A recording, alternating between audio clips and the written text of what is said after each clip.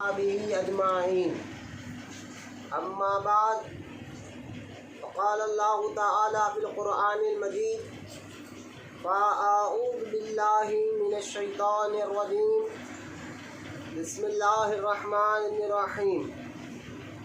إن المنافقين هم الفاسقون.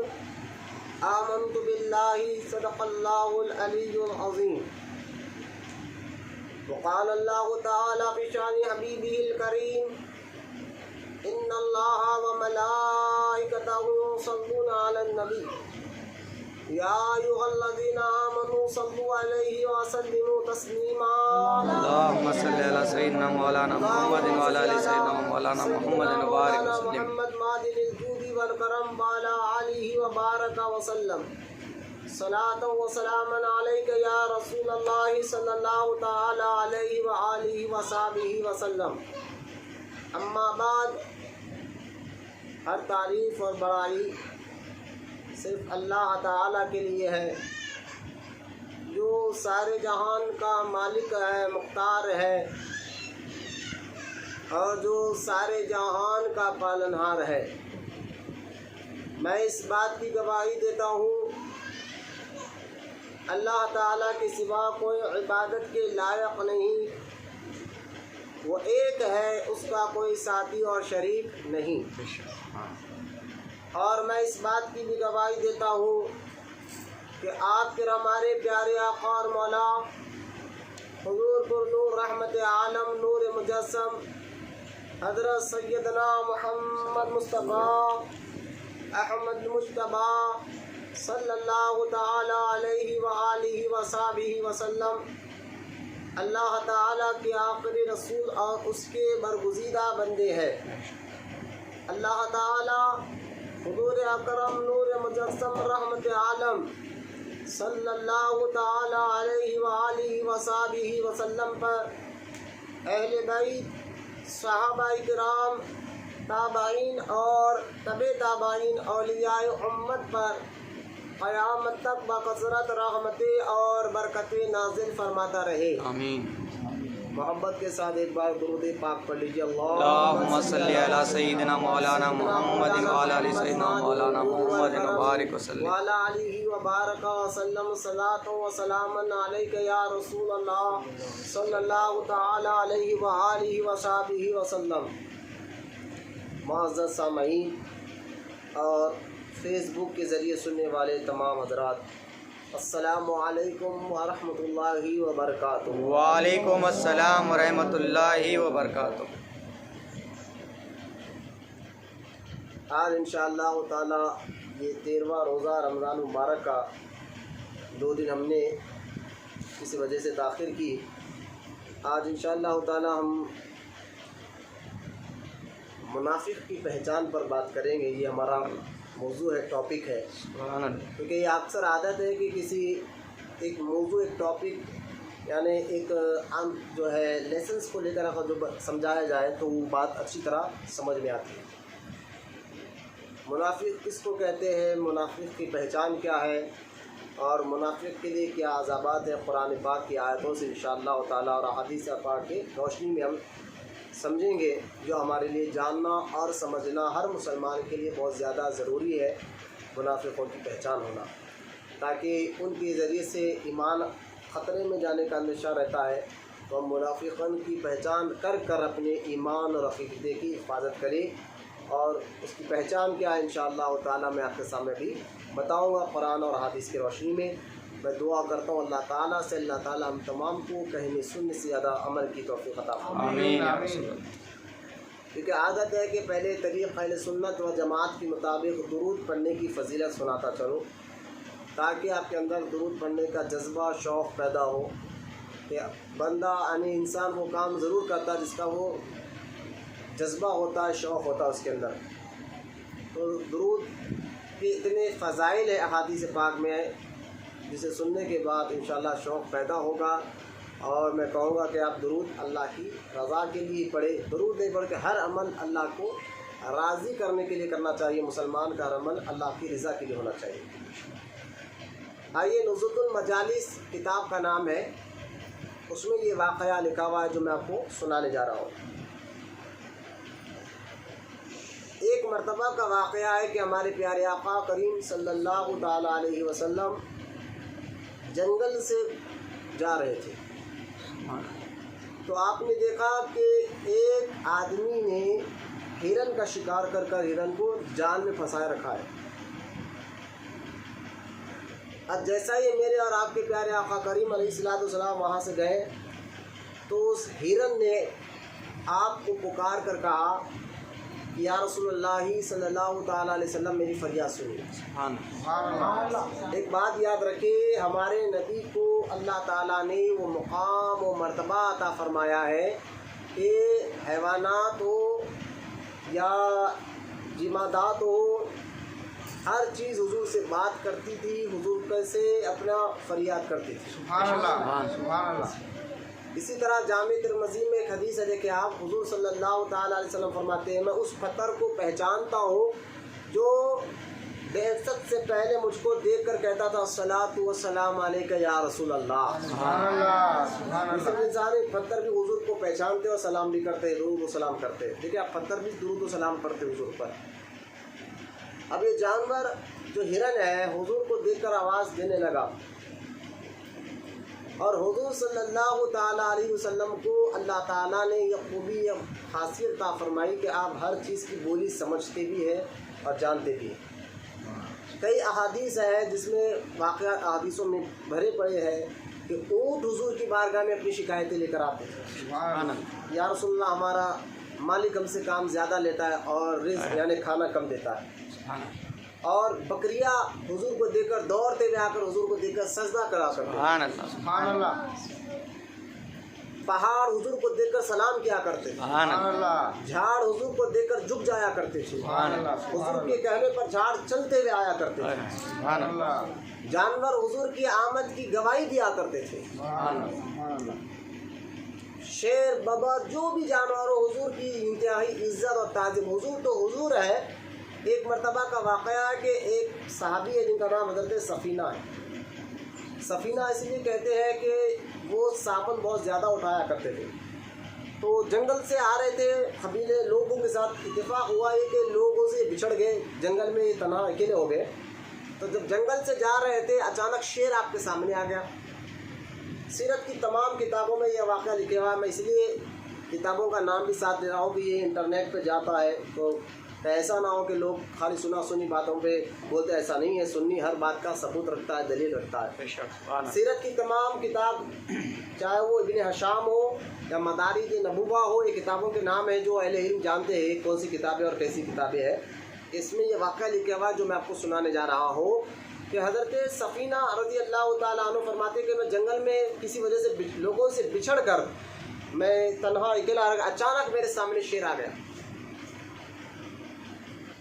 قریب تھا وہ مجھ پر حملہ کرے، لیکن وہ صحابی کہتے ہیں میں نے اسی وقت کہا کہ شیر خبردار میں رسول اللہ کا غلام ہوں،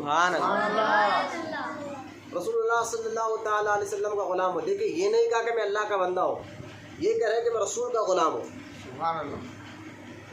جو رسول کا غلام ہوتا ہے وہی اللہ کا حقیقی بندہ ہوتا ہے، جو رسول کا سچا غلام اور عاشق ہوتا ہے اللہ اس سے محبت کرتا ہے۔ یہ بات ذہن رکھیں، آپ اچھی طرح ذہن کو بٹھائیں گے۔ واقعہ اس صحابی نے کہا میں شیر میں رسول اللہ کا غلام، اتنا کہنا تھا وہ فرماتے ہیں کہ شیر کتے کی طرح میرے سامنے آ کر دو ملانے لگا، سبحان اللہ۔ اور میں نے اسے کہا میں راستہ بھٹک گیا ہوں کہ مجھے شہر کی طرف راستہ بتا، تو شیر نے مجھے جنگل سے وہ راستے تک لا کر چھوڑا جس راستے پر جو ہے شہر آتا تھا، گاؤں آتا تھا۔ سبحان اللہ۔ تو لہٰذا جانور تو حضور کے غلاموں کا بھی ادب کرتے ہیں، حضور تو سوچے کہ حضور کا کتنا ادب کرتے ہیں، تو لہٰذا ان کی بولی کو سرکار سمجھتے ہیں اور ان کی مدد کرتے ہیں۔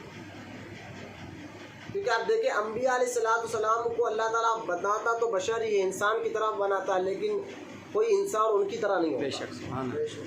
آدم علیہ السلام کو اللہ تعالیٰ نے 6 لاکھ زبانوں کا علم عطا فرمایا تھا، سبحان اللہ۔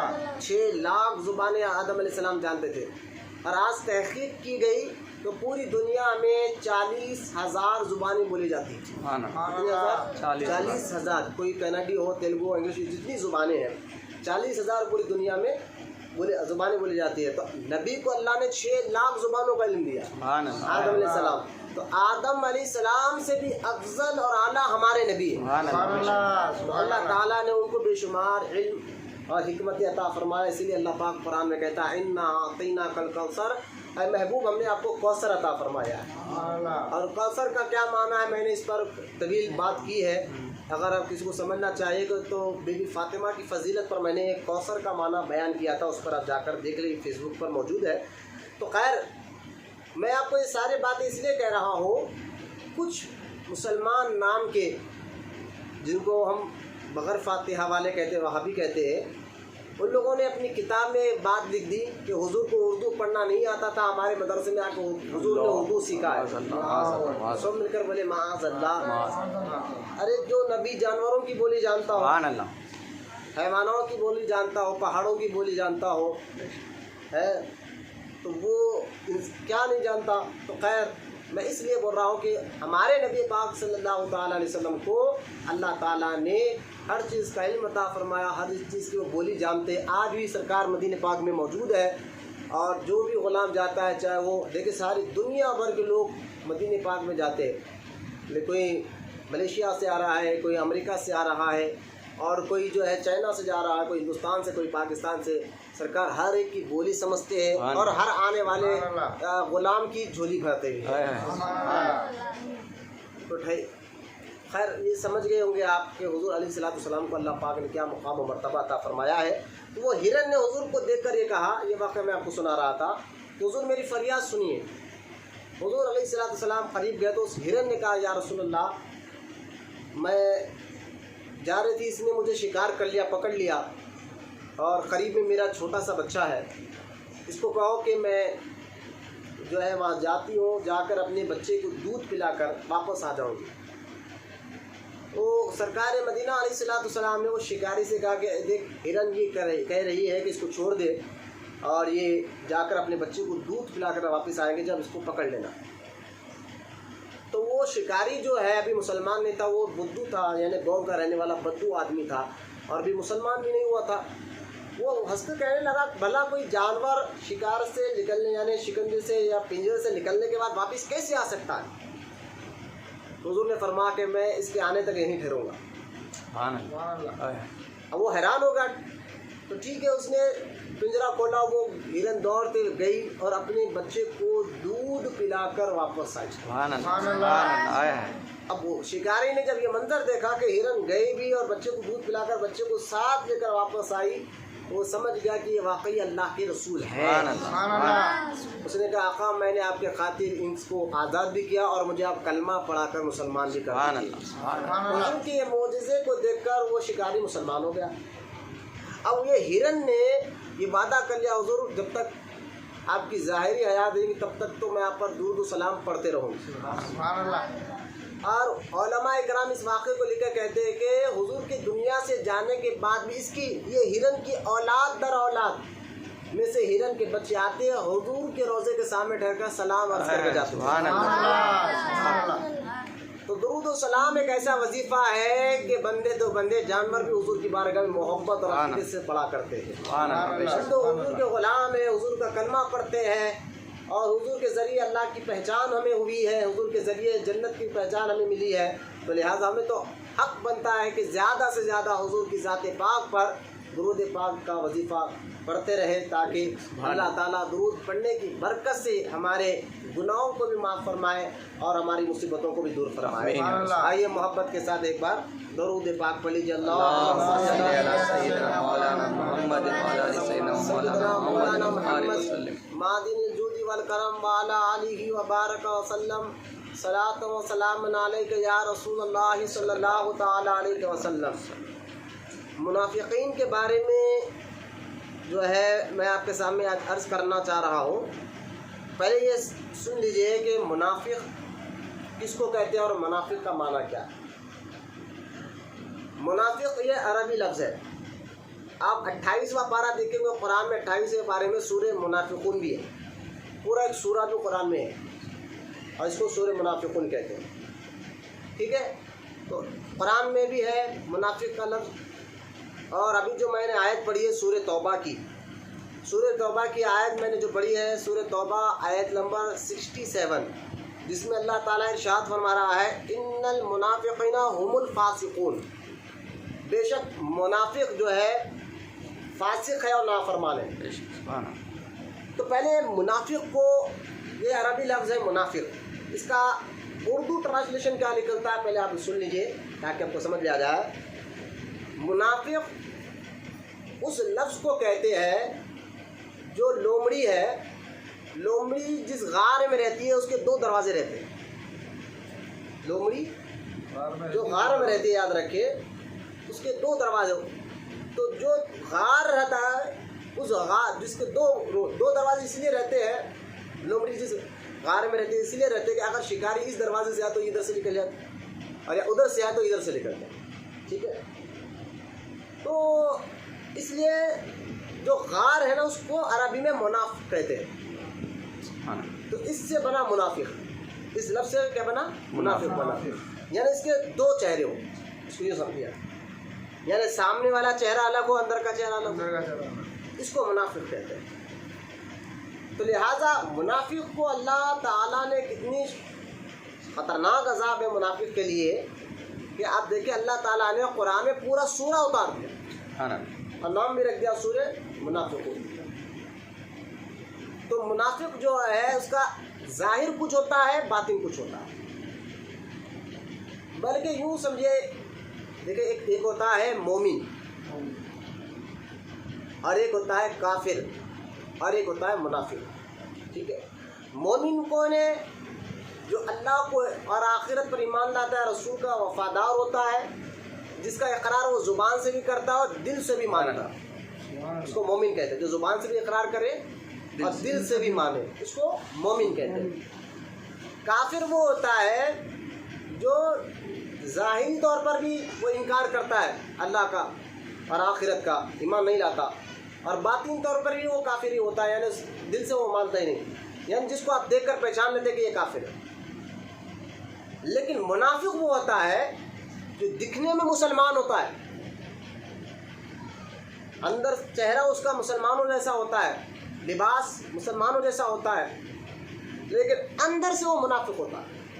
یعنی زبان سے تو وہ اللہ کو کہتا ہے اللہ ہے، ایک ہے، زبان سے کہتا ہے اللہ ہے، ایک ہے، آخرت ہے، اللہ کی بارگاہ میں حساب کتاب دینا ہے، لیکن یہ باتوں کو صرف زبان سے کہتا ہے، دل سے نہیں مانتا، صرف زبان سے کہتا ہے، دل سے نہیں مانتا، دل سے اس کا مذاق اڑاتا ہے، تو اس کو کہتے ہیں منافق۔ بلکہ یوں سمجھے ایک کھلا ہوا کافر ہوتا ہے جس کو ہم پہچان لیتے ہیں، یہ جو مندر جاتا ہے بتوں کی پوجا کرتا ہے اس کو ہم پہچان لیتے ہیں یہ کافر ہے، خدا کا انکار کرنے والا، جس کو کھلا ہوا کافر کہتے ہیں۔ ایک چھپا ہوا کافر ہوتا ہے جس کو پہچاننا بڑا مشکل ہوتا ہے، کیونکہ وہ مندر نہیں جاتا، وہ نماز بھی پڑھتا ہے، اللہ ہے اس کا اقرار بھی کرتا ہے، لیکن زبان سے اندر سے نہیں رکھتا۔ وہی 2 رخ والے چہرے جو لومڑی نے ایک چہرہ، ادھر بھی ایک چہرہ ادھر بھی ایک چہرہ رکھتی ہے تاکہ ادھر سے نکلے یا ادھر سے نکلے۔ تو منافق کیا ہوتے ہیں؟ کبھی مسلمانوں کے ساتھ کہتے ہیں کہ ہم تمہارے ساتھ ہیں، ہم تمہاری بات مانیں گے، میں بھی مسلمان ہوں، اللہ کو مانتا ہوں، اور کافروں کے ساتھ آ کر کہتے ہیں ہم تمہارے ساتھ ہیں، ہم تو مسلمانوں سے مذاق کر رہے ہیں، ہم تو صرف ان کا مذاق اڑانے کے لیے جا کر بیٹھ رہے ہیں۔ تو ایسے آدمی کو منافق کہا جاتا ہے۔ میں سمجھتا ہوں اتنی تشریح میں جو فیس بک کے ذریعے بھی سنے، جو آپ بھی سن رہے ہیں، میں سمجھ گئے ہوں گے منافق کس کو کہتے ہیں۔ تو منافق جو ہے چھپا ہوا کافر ہوتا ہے، اور منافق کی سزا کیا جانتے ہیں آپ؟ اب منافق کی قسمیں بھی ہوتے ہیں، ایک منافق اعتقادی ہوتا ہے، ایک عملی ہوتا ہے، لیکن آج جو ہم منافق کی ذکر کر رہے ہیں منافق اعتقادی کی ذکر کر رہے ہیں، جس کا عقیدہ گندا ہوتا ہے۔ دیکھیں عقیدہ کیا ہے پہلے وہ سن لیجیے آپ تاکہ پتہ چلے، آسان کر کے میں بات سمجھا رہا ہوں۔ عقیدہ یہ بھی عربی لفظ ہے۔ عقیدہ اگر اردو میں آپ دیکھیں تو گھیٹی کو کہتے ہیں، آپ دیکھیں گھیٹی مار کے مضبوط گھیٹی کو، اس کو کہتے ہیں عقیدہ۔ اس کو اور آسان کر کے میں سمجھا دوں تاکہ آپ کو عقیدہ سمجھ میں آ جائے۔ عقیدہ اس کو کہتے ہیں کہ مان لینا، جیسا کہ یہ رات ہے، ہم یہ دن ہے، یہ رات ہے، اب یہ وقت دن کا ہے تو ہم نے دن کو دن مان لیا۔ اگر کوئی آ کے کہ نہیں بھائی یہ رات ہے تو آپ مانیں گے؟ تو عقیدہ اس کو دن مانو रात को रात मानो, इंसान को इंसान मानो, पत्थर को पत्थर मानो, तो इसको कहते हैं अकीदा। ठीक है, तो अब अकीदा सही होगा तो उसका ईमान होगा। ईमान से पहले अकीदा मजबूत करना होता है। अकीदा सही तो ईमान सही, और ईमान वालों की इबादतों को अल्लाह कबूल फरमाता है। अकीदा सही तो ईमान सही। अब हमारा अकीदा कि अल्लाह एक है। अब अकीदा किसको कहते हैं मैं बता दिया। हमारा अकीदा है कि अल्लाह एक है। हमारा अकीदा है कि मौत बरहक है। हमारा अकीदा है कि क़यामत के दिन हिसाब और किताब होगा। अरे हमारा अकीदा हमारे नबी जैसा कोई और नहीं है। हमारा अकीदा है कि अल्लाह ने हमारे नबी को क़यामत तक का क्या होगा सारा गैब का ही मता फरमा दिया है। तो अकीदा सही होगा तो ईमान सही होगा, और ईमान वालों की इबादतों को अल्लाह कबूल फरमाता है। ठीक है, तो लिहाजा अकीदा हमें दुरुस्त करना ज़रूरी होता है। तो मुनाफिक का अकीदा ही ख़राब होता है। मुनाफिक का अकीदा ही ख़राब होता है। इसलिए मुनाफिकों के बारे में आया है, चाहे वो कितनी भी इबादत कर ले, क्योंकि अकीदा उनका सही नहीं है। जब अकीदा सही नहीं है तो ईमान का क्या रहेगा। जब ईमान नहीं है तो उनकी इबादतें अल्लाह की बारगाह में कोई कबूल नहीं होगी। वो नमाज भी पढ़े होगे और कहते कि मुसलमानों के साथ कहेंगे हम तुम्हारे साथ है, काफिरों के साथ कहेंगे तो हम तुम्हारे साथ है। तो हम मुनाफिक एतकादी जिसका अकीदा ख़राब है। एक है मुनाफिक एतकादी जिसके बारे में मैंने आपको बता दिया, वो दोज़ख के सबसे नीचे गड़े में रहेगा। दोज़ख के अंदर क्लासेस है, यूँ समझिए तबक़ात है कि गुनाहगार के देख कर उसको सज़ा दी जाएगी, और जितना सबसे नीचे का तबका है दोज़ख का, वो सबसे ज़्यादा ख़तरनाक मुजरिम को उसके अंदर डाला जाएगा। तो दोज़ख के जो 7 तबक़ात है उनमें से सबसे नीचे वाला तबका ये मुनाफिकों को अल्लाह डालेगा, और उसके ऊपर काफिरों को रखा। यानी काफिर से ज़्यादा अजाब मुनाफिक को है, क्योंकि काफिर तो ये खुल्ला कह रहा है कि भाई मैं अल्लाह को नहीं मानता है ना, बुतों की पूजा कर रहा है, लेकिन ये अल्लाह को मांगने का ढोंग कर रहा है, जुबान से, दिल से नहीं मानता। मुसलमानों के साथ कह रहा है कि मैं तुम्हारे साथ हूँ, लेकिन जो है उसका अंदर से वो 2 रुख चेहरे वाला है, ऊपर कुछ अंदर कुछ। तो मुनाफिक को अल्लाह ताला दोज़ख के सबसे निचले गड़े में डालेगा, और वो हमेशा हमेशा भर के लिए दोज़ख में रहेगा। अल्लाह उसको कभी माफ़ नहीं करेगा। तो लिहाजा अब देखिए दोज़ख का सबसे निचले गड़ा, मैं आपको बताऊँ, हदीस पाक में आया, सरकार से पूछा कि हुज़ूर दोज़ख का सबसे हल्का अज़ाब क्या है। उससे हल्का अज़ाब है ही नहीं। यूँ समझे कि दोज़ख के अंदर जो उसको सबसे कम सज़ा दी जाएंगी, हल्की सज़ा, उससे हल्की सज़ा है ही नहीं। तो सरकार दो आलम अलैहिस्सलाम ने फरमाया दोज़ख की सबसे हल्की सज़ा दोज़खी को आग के जूते पहनाए जाएंगे, जिसकी वजह से उसकी खोपड़ी के अंदर दिमाग खोलता होगा। मुझे एक बात बताया कि दोज़ख में जो सबसे हल्का अज़ाब उसका ये आ गया, उसको आग के जूते पहनाए जाएंगे। तो जो दोज़ख का सबसे ख़तरनाक अज़ाब क्या होगा। देखिए आप दोज़ख में एक वैल नामी गड़ा है, वैल, जिसका सूरे अराइतल्लज़ी में जिक्र है अल्लाह ताला 30वें पारे में, फ़वैलुल लिलमुसल्लीन आयत जो है सूरा अराइतल्लज़ी में आप पढ़ते होंगे, फ़वैलुल लिलमुसल्लीन, खराबियों हो उन नमाजियों की जो अपने नमाज में सुस्त है, उनको लिए अल्लाह पाक दोज़ख में फ़वैलुल लिलमुसल्लीन, ऐसे जो है नमाजियों को वैल नामी गड़े में डालेगा। वैल क्या है, जब पूछा गया फ़वैलुल लिलमुसल्लीन का अल्लाह ताला ने कुरान में पूछा गया कि उलमा इकराम से कि वैल नाम है क्या, जिसको अल्लाह कह रहा है कि बेनमाजियों को अल्लाह वैल में डालेगा। तो आप उलमा कहते हैं देखो दोज़ख के अंदर एक कुआं है, यूँ समझिए आप, एक गड़ा है, कुआं है जिसको वैल कहा जाता है, और वो इतना ख़तरनाक है, उसके अंदर कुआं अज़ाब इतना ख़तरनाक है कि ख़ुद दोज़ख भी उससे पनाह मांगती है। खुद दोज़ख भी कहती है कि अल्लाह उससे मुझे पनाह दे। तो उसके अंदर अल्लाह ताला बेनमाजियों को डालेगा। तो या बेनमाजियों को इतनी ख़तरनाक सज़ा है, तो जो बेईमान हो, गद्दार रसूल हो, अल्लाह का मजाक उड़ाते हो, रसूल का मजाक उड़ाते हो, ऐसे मुनाफिकीन को तो सबसे ख़तरनाक अज़ाब दिया जाएगा। तो इससे अंदाज़ा करें कि मुनाफिकों का कितना ख़तरनाक अंजाम होगा। अब मैं समझता हूँ पूरी तशरीह मैंने मुनाफिकों के बारे में आपके सामने कर दिया है कि मुनाफिक किसको कहते हैं और मुनाफिक की क्या क्या कंडीशन है। मैंने आपको बताया कि वो मुसलमान नहीं होता। मुनाफिक एतिकादी की बात चल रही है कल, जो बात कर रहे हैं मुनाफिक एतिकादी, और एक मुनाफिक अमली होता है, उसकी डिटेल इंशाल्लाह अगर वक्त रहा तो आज तो हम कल बयान करेंगे। मुनाफिक अमली भी होता है, लेकिन वो अमली मुसलमान होता है, लेकिन मुनाफिकों जैसी आदत उसके अंदर आ रही है। अल्लाह मुनाफिकों की क्या क्या आदतें थी मैं वो भी बयान करूंगा, और अगर हमारे अंदर उनकी जैसी आदत आ रही है तो फौरी हमें तौबा करना चाहिए, उनकी आदतों से बचना चाहिए। तो लेकिन आज जो बात हो रही है मुनाफिक एतिकादी, जिसका अकीदा गंदा, जो ज़ुबान से कुछ और अंदर कुछ, यानी ज़ुबान से तो मुसलमान थे, अंदर से मुसलमान नहीं थे, उनके बारे में कुरान क्या कहता है अब सुनकर ताजुब करेंगे।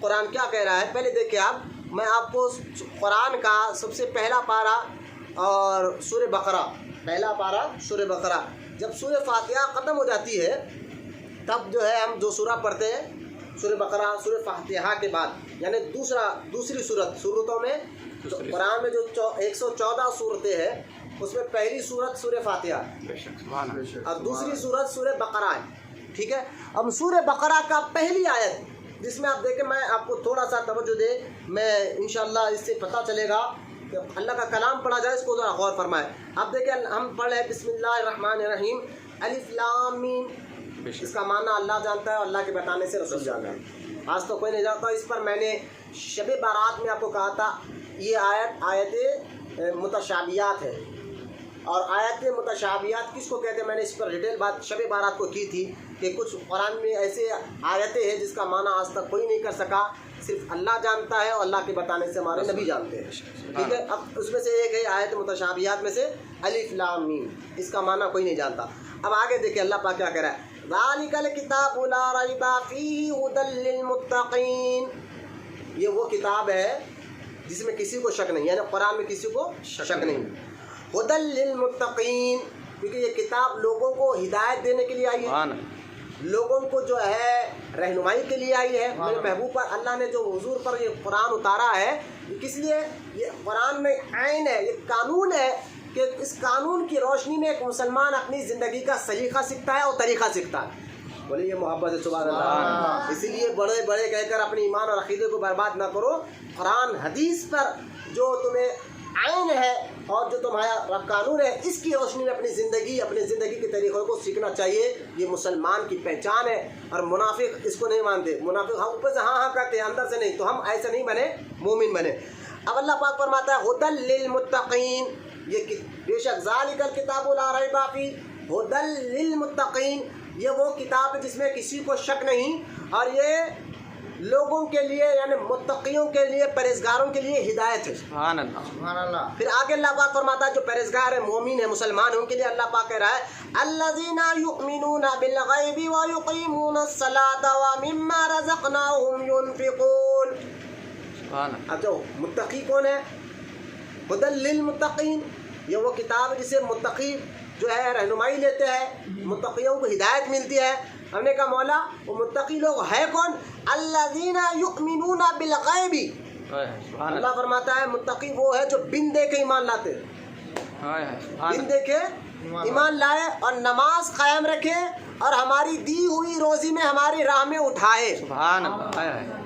यानी मोमिन वो होता है, आपने अल्लाह को देखा लेकिन मानते जरूर कि अल्लाह है, जन्नत को देखा नहीं देखा लेकिन मानते कि जन्नत है, दोज़ख को देखा लेकिन नहीं देखा कि ईमान लाते कि दोज़ख है, फरिश्तों को देखा नहीं देखा लेकिन मानते। तो मोमिन वो अल्लाह हमारी ईमान की तारीफ कर रहा है, मोमिन वो जो बिन देखे ईमान लाता है।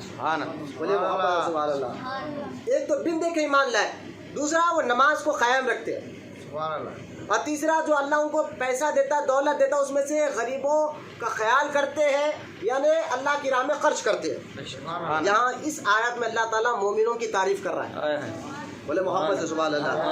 और आगे अल्लाह पर क्या कह रहा है, और कहता है वल्लज़ीना युमिनूना बिमा उनज़िला इलैका व मा उनज़िला मिन क़ब्लिक व बिल आखिरति हुम यूक़िनून। अल्लाह आगे इरशाद फरमा रहा है और वो के ईमान लाए उस पर जो है महबूब तुम्हारी तरफ उतरा और जो तुमसे पहले उतरा, और आखिरत पर वो यकीन भी रखते हैं। सुभान अल्लाह। महबूब जो तुम पर कुरान उतरा उस पर भी ईमान लाते हैं वो लोग। ईमान वाले कौन है, जो कुरान पर ईमान लाते हैं, और तुमसे पहले जितने नबी आए हैं उन पर जो किताबें उतरी उस पर वो ईमान लाते हैं, और आखिरत के दिन पर भी वो ईमान लाते हैं।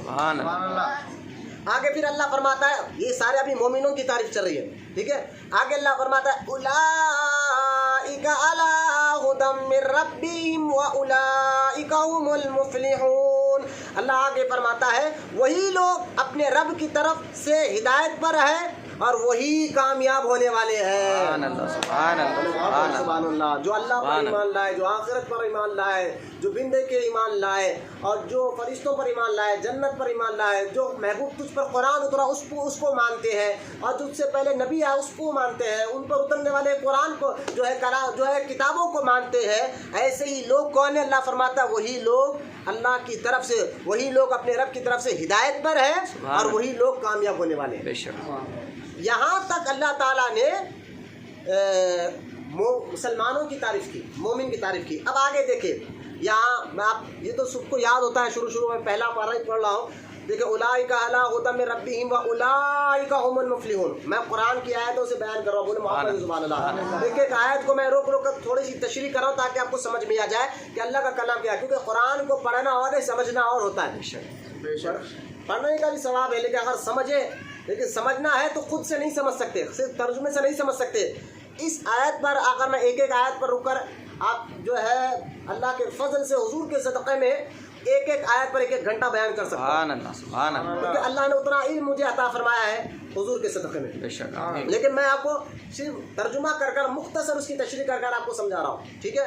اب دیکھیں یہاں تک اللہ نے مسلمانوں کی تعریف کی، آگے اسی آیت میں اللہ فرماتا ہے، اب یہاں اس آیت میں اللہ کافروں کی مذمت کر رہا ہے، کیا کر رہا ہے؟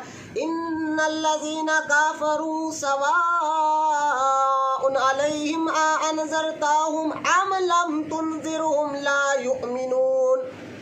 اللہ فرماتا ہے یعنی وہ جن کی قسمت میں کفر ہے انہیں برابر ہے چاہے تم انہیں ڈراؤ یا نہ ڈراؤ، ایمان لانے والے نہیں، جو کفر ہے، جن کے دلوں پر اللہ نے مہر لگا دی ہے، محبوب آپ ان کو سمجھاؤ یا نہ سمجھاؤ یہ ایمان لانے والے ہیں ہی نہیں، چھوڑو ان کو، یہ کافر جن کو اللہ نے جن کے دلوں پر مہر لگا دی ہے، تو لہٰذا یہ اب سدھرنے والے نہیں۔ اب فرمایا اللہ پاک دیکھیں کیوں ان بے شک جن کی قسمت میں کفر ہے انہیں برابر ہے چاہے تم انہیں ڈراؤ یا نہ ڈراؤ، وہ ایمان لانے کے نہیں۔ کیوں؟ کیونکہ اللہ فرماتا ہے ختم اللہ علی قلوبہم وعلی سمعہم وعلی ابصارہم غشاوۃ ولہم عذاب عظیم۔ اللہ فرماتا ہے محبوب اس لیے کہ اللہ نے ان کے دلوں پر اور ان کے کانوں پر مہر لگا کر دی، اور ان کی آنکھوں پر اور گھٹوں پر، اور ان کے لیے ان کے آنکھوں پر بھی مہر کر دی، اور ان کے لیے بڑا عذاب ہے۔ اب مجھے ایک بات بتایا، میں آپ کو جب یہ سب شروع سے اس لیے لا رہا ہوں، ایک نقطہ آپ کو دینا چاہ رہا ہوں۔ اللہ تعالیٰ نے مومن کی تعریف کی تو 3 سے 4 آیتوں میں کہ ان کی یہ خوبی ہے، یہ خوبی ہے، مسلمان کی تعریف بیان کر دی، اور کافروں کی تعریف کی اور مطلب ان کی مذمت کی اللہ تعالیٰ نے، تو اللہ پاک نے ان کے لیے 2 سے 3 آیتیں، اب بات ختم ہے۔ اب دیکھیں اللہ تعالیٰ منافقوں کے لیے 11 آیتیں لگاتار دے رہا ہے، یعنی منافق کتنا خطرناک طبقہ ہے۔ مومن کے لیے تعریف کی تو اللہ 3 سے 4 آیتوں میں، بات وہ بولے یہ ایمان والے ہیں، یہ اللہ پر ایمان رکھتے ہیں، آخرت پر ایمان رکھتے ہیں، یہ جنت پر مانتے ہیں، محبوب تجھے مانتے ہیں، تیرے غلام ہے، ساری تعریف کر دی 3 سے 4 آیتوں میں۔ اور کافروں کی وضاحت میں اللہ نے 2 سے 3 آیت اتاری کہ یہ تو ان پر چھوڑو محبوب، ان کے پر ہم نے مہر کر دی ہے، اب یہ سمجھنے والے نہیں ہے۔ اب منافقوں کا ذکر آیا تو 10 سے 11 آیتوں میں اللہ تعالیٰ نے ان کی مذمت کی ہے، یعنی پتہ کیا چل رہا ہے کہ منافق کتنا خطرناک فرقہ ہے۔ اللہ نے 3-4 آیتیں نے لگاتار ان کے لیے 11 آیتیں اتاری ہے کہ منافق کتنا خطرناک فرقہ ہے۔ اس کو سمجھانے کے لیے اللہ فرماتا ہے، دیکھیں آپ یہاں پر میں اب یا کافروں کی بات ختم ہوئی، اب منافقوں کے بارے میں اللہ کیا فرما رہا ہے؟ وَمِنَ النَّاسِ مَن يَقُولُ آمَنَّا بِاللَّهِ وَبِالْيَوْمِ الْآخِرِ وَمَا هُمْ بِمُؤْمِنِينَ۔ اب دیکھیں میں یہ آیت یا رک رہا ہوں، اس کا ترجمہ آپ سنیں، آپ پڑھتے ہیں سورہ بقرہ، آپ جا کر دیکھیں تو پہلا پارہ دیکھیں، اللہ فرما رہا ہے اور کچھ لوگ کہتے ہیں، محبوب کچھ لوگ کہتے ہیں کہ ہم اللہ پر اور آخرت پر تو ایمان لائے، لیکن اللہ کہتا ہے محبوب وہ ایمان والے نہیں ہے۔ یہاں یہ آیت میں بن کر دیکھ، میں کچھ سمجھانا چاہتا ہوں۔ اللہ کیا کر رہا ہے؟ وَمِنَ النَّاسِ مَن يَقُولُ آمَنَّا بِاللَّهِ، محبوب کچھ لوگ کہتے ہیں کہ ہم تو ایمان لائے بھائی اللہ پر، آخرت پر، वबिल-आखिर, आखिरत पर ईमान लाए। लेकिन अल्लाह फरमाता है वमा हुम बिमुमिनीन, मैं गवाही देता हूँ ये मुसलमान नहीं। अब यहाँ देखे आप, ये कोई मुफ्ती फतवा नहीं दे रहा है, ये अल्लाह का कलाम है। हम कह रहे हैं ना वहाबियों को ये मुसलमान नहीं है, तो और चेहरे पे दाढ़ी है, सर पे इमामा है, और आप बोल रहे हो नमाज भी पढ़ता, कलमा भी पढ़ता, आप बोल रहे हो वहाबियों से हाथ मत मिलाओ, वहाबियों की सोबत में मत बैठो, वहाबियों की बच्ची मत को दियो क्योंकि वो ईमान वाले नहीं। आप कौन से फतवा दे रहे हैं? मैंने कहा हम फतवा नहीं दे रहे, अल्लाह का कलाम खुद हमें बता रहा है। अल्लाह का कलाम हमारी रहबरी कर रहा है। फरमाना वमा हुम बिमुमिनीन, ये ना ये मुसलमान है ही नहीं, जबकि वो अल्लाह को मान रहे, जुबान से तो कह रहे हैं कि हम अल्लाह को मानते हैं, अल्लाह एक है, और आखिरत पर मानते हैं, हम जानते कि हिसाब किताब देना है। लेकिन अल्लाह फरमाता महबूब ये मुसलमान नहीं। तो वहाबी भी तो यही कहते हैं अल्लाह एक है, अल्लाह एक है, हिसाब किताब देना है, नमाज का हिसाब किताब देना है। अल्लाह फरमाता ना महबूब ये मुसलमान नहीं। क्या बात, ये फतवा कोई मुफ्ती का नहीं है कि वहाबी काफिर है, वहाबी के पीछे नमाज मत पढ़ो। ये फतवा किसी आलिम का नहीं है, ये फरमान अल्लाह का है, खुदा का फरमान है कि ये मुसलमान नहीं। तो बाद लोग कहते हैं किसी मुसलमान को काफिर नहीं बोलना चाहिए। मैंने कहा क्यों भाई? नहीं गुनाह होता भाई, मुसलमान किसी मुसलमान को काफिर नहीं कहना चाहिए। ये तो बात वही हुई ना, गाजी मिल्लत अल्लामा हाशमी मियाँ इस पर एक प्यारी मिसाल देते। वो फरमाते कि मैं, ये जो लोग कहेंगे ना किसी मुसलमान को काफिर नहीं कहना चाहिए, तो मुसलमान को नहीं कहते भाई, जो इसको जो है देखो, किसी को बुरा मत को, बात लोग ये भी कहते हैं मतलब किसी को बुरा नहीं कहने का हुक्म है। मैंने कहा वो तुम कहाँ पढ़ो भाई, कुरान पढ़े हो तुम? बोले हाँ भाई पढ़े। कुरान में कहीं भी लिखा नहीं है। मैंने कहा बेवकूफ़ी की बात मत करो, कुरान में अल्लाह ताला ने मोमिन को मोमिन कहा, काफिर को काफिर कहा, मुनाफिक को मुनाफिक कहा। बेशक जो जिस हाल में होता है उस हाल में पुकारना ये अल्लाह की सुन्नत है। लेकिन मोमिन की बात है, अल्लाह फरमाता है या अय्युहल्लज़ीना आमनू, ऐ ईमान वालो। और काफिरों की बात है तो अल्लाह कहता है कुल या अय्युहल काफिरून। ये आयत पढ़ रहा हूँ मैं, अल्लाह फरमाता है महबूब इन काफिरों से कह दो। देखो जो काफिर को काफिर कहा, मोमिन को मोमिन कहा, और अल्लाह ने मुनाफिक को मुनाफिक कहा, है ना। जो आयत मैंने सूरह तौबा की पढ़ी, अल्लाह पाक क्या फरमाया अल्लाह ताला मुनाफिक के बारे में, इन्नल मुनाफिकीना हुमुल फासिकून। यानी अल्लाह ने तरीका बता दिया कि मोमिन को मोमिन कहो, मुनाफिक को मुनाफिक कहो, और काफिर को काफिर कहो। तो आप कौन से मुल्ला जी है जो हमें कह रहे किसी को बुरा मत को है? ये आप कौन से, कहाँ से आपने दीन सीखा है? तो अल्लाह ने हाशमी मियाँ एक मिसाल देते हैं। वो कहते हैं कि मैं जा रहा था रास्ते में, एक मिसाल दे समझाने के लिए, किसी को बुरा मत को, उस पर एक मिसाल हाशमी मियाँ साहब किबला ने बहुत प्यारी दी समझाने के दौर में, आपको मैं बता रहा हूँ। वो कहते हैं मैं जा रहा था रास्ते में, एक छोटा सा बच्चा था, उस बच्चे ने बच्ची की आँख में मट्टी डाल। तो मैंने बच्ची की आँख से मट्टी झाड़ी, झाड़ कर कहा कि ये तो ऐसा क्यों कर रहा है, कौन है ना तुझको ये बच्ची? वो खामोश। उन्होंने कहा बच्चे से बोल कि क्या है भाई इस रिश्ते में? बोला खामोश। अरे कौन है तेरे रिश्ते में? बोला खामोश। आखिर में बड़ी देर के बाद बोला खलेरी बहन है। खलेरी बहन है। तो बोला बहन है बोल, नहीं आगे चल के बीवी बन गई तो दोनों बोले भाई पहले तो बहन तो है, बहन तो बोल, है ना। तो जो काफिर वहाबी को वहाबी ना बोलो तो नहीं, वहाबी को भी बुरा किसी को नहीं, आगे चल के बन गया तो अरे भाई आगे चले तो बनता नहीं बनता लगा फिलहाल जो दिख रहा वो तो बोल है। थोड़ा मुस्कुराए भी और बात को समझे भी, बात की गहराई को भी समझिए। जो लोग कहते हैं किसी को बुरा मत कहो, मैंने कहा ये अल्लाह के कुरान के खिलाफ की बात है। कुरान तो जिसको जो हालत में पुकार रहा है है ना। इस्लाम क्या दावत दे रहा, तुम किसकी दावतों में चल रहे हो, किसकी बातों पे कर रहे हो? तो जो अल्लाह पाक कह रहा है ये मोमिन नहीं। क्यों?